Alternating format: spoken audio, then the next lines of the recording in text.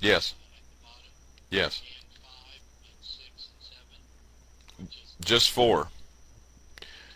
Four's all I'm really. We're looking at the right of self-determination and why people do things. Why you should form a new government. You know, rather than trying to fix an old one where you have no right to redress because you're not signatory.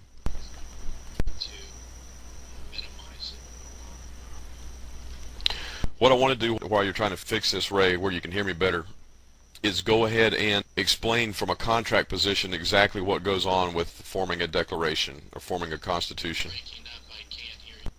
All right, I'm on page 5. We've shown the Padelford case and also 2 declarations where it talks about men signing on to a compact, being a party to a compact, forming a new government if the one that they're part of doesn't serve them. And when I say a part of, in this case, I'm talking about belonging to, not actually being the one that set it up. Under the law of nations, it was called the right of self-exile. You still there? Yes. Okay.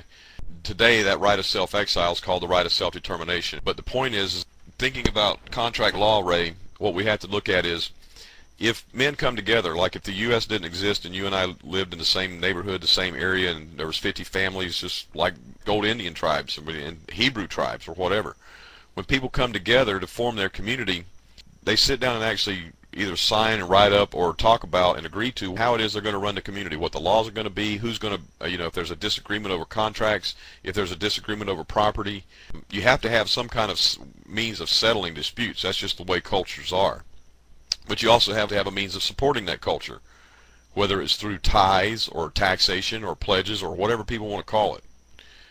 Now, if you and I sat down with 48 other families and we drafted up a declaration, this is our community, we're going to call it Rayville, and in Rayville, this is the declaration, and here we drafted up a charter or a constitution of how we're going to run things. Now, along comes another party, and they say, I have a right to your constitution. Do they have a right to our constitution? Okay. I mean, another family decides they want to move in. We get to choose and decide whether or not we want them to move in, right?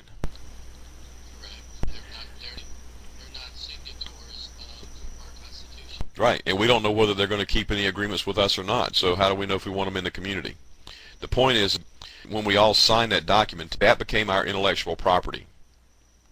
We own it, we control it. It's no different than any other contract. You could take a real estate contract where 2 people are signed to transfer title equity on a property, and a third party comes along and says, well, I think I'd like to live in the upstairs bedroom. Where's their contract right? Same thing with declarations, same thing with compacts and constitutions. I don't fall for what allegedly is put into history. I see things for the way they are, because the way it's run right now tells me the way things were back then. They just keep saying, don't bring that Constitution into my courtroom. Why? Because this is my courtroom, not yours. It was right in the Padelford case in 1854. You are not a party to the Constitution. Quit bringing it up. And by the way, when you do, you're trespassing across their intellectual property rights. You're guilty of breaching international treaty law over international copyrights and trademarks, and therefore you're the tortfeasor and you're going to jail, period. Okay? And it's right. It makes perfect sense to look at organizations that have failed. Because you see that they were doing nothing more than protecting their property, their rights. Well, and the rights of the posterity that they work for, and enforcing international treaty. And copyrights are part of international treaty law, period. Thinking that they were being treated unfairly. Well, I won't disagree that there's misrepresentation going on, but again, I go back to where does the responsibility lie? The Father said, return to me and I'll return to you. So people got to return back to truth. They got to return back to some intelligence and understanding. It behooves us to read what these people have been writing, because these people have been doing it right. Look at it. This is the Jamestown Exposition by Roosevelt. Men can never escape being governed. They must either govern themselves or they must submit to being governed by others. If from lawlessness or fickleness, what is fickleness? That's your unwillingness to pledge after you learn the truth, to set up your own government, your own community, come together as a people of like mind, to pledge to declarations and principles and concepts that you can believe in. Because, see, I don't believe in the concepts here. I'm not for abortion. I'm just not. And that's just one issue. I'm not going to get into tons of issues. It doesn't matter. There's a philosophical difference there, and it says that as long as those differences are held within certain parameters, they're actually wholesome. So I have a disagreement. And so for that reason, I'm going to look at it and choose to go govern myself in a different manner. And that's exactly what they're saying here.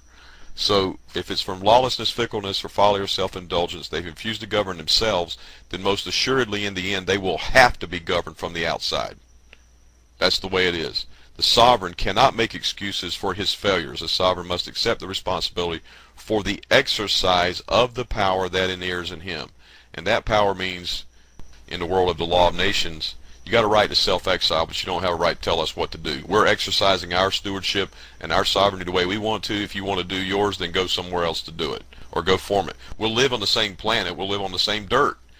You know, the Indian tribes are here in the U.S., or actually the U.S. is here on the Indian tribes, or whatever you want to call it. It doesn't matter.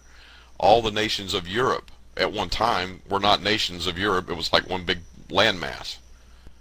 Okay, so people can peacefully coexist. They're now setting up things called intergovernmental organizations, or IGOs, and it's not even necessary to have dirt. The UN itself is an IGO, and everybody that works for the UN, that works for that IGO, has diplomatic immunity as belonging to a body called an intergovernmental organization. As a matter of fact, they have unlimited state jurisdiction according to the rules of IGOs. That's powerful stuff. So the sovereign can't make excuses.